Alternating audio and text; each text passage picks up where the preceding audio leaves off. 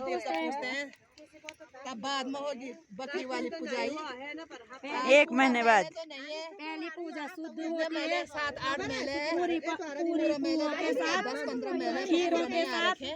दूसरी पूजा होती है हमारे यहाँ पे, घर जाने के समय बकरा देते हैं हम।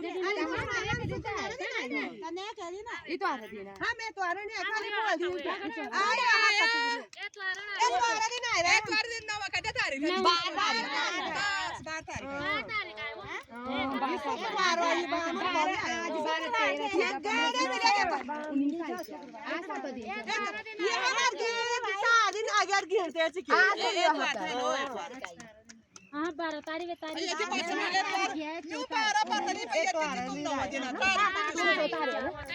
शुक्रवार दिन तो टेंट लगाना है। अच्छा